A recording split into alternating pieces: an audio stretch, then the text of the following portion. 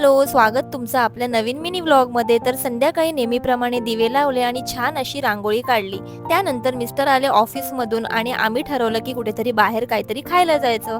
मी तर त्यामुळे खूप जास्त खुश झाले. कॅफेमध्ये गेल्यानंतर ही जी ग्रीन लाईट होती ना, ती खूप जास्त आवडली आणि आम्ही पण ठरवलं की आपण सुद्धा घरी ही लाइटिंग कुठेतरी यूज करूच. तोपर्यंत बबडूने त्याचा मेनू जो आहे ना, तो डिसाईड केला होता. तर बबडूने जे ऑर्डर केलं ते आम्ही मागवलं आणि आम्ही मस्त असा ताव मारला.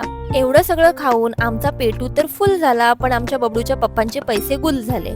बर्गर, पिझ्झा, चायनीज, मोमोज यापैकी काहीही जरी बाहेर खाल्लं तरी आमच्या मिस्टरांना मात्र घरचं जेवण हे लागतं आणि त्यात बबडूच्या पप्पांनी आज इतकं मला खुश केलं बाहेर नेऊन, तर त्यांना सुद्धा खुश ठेवणं ही माझी जबाबदारी. सो आल्यानंतर मस्त असा स्वयंपाक बनवला.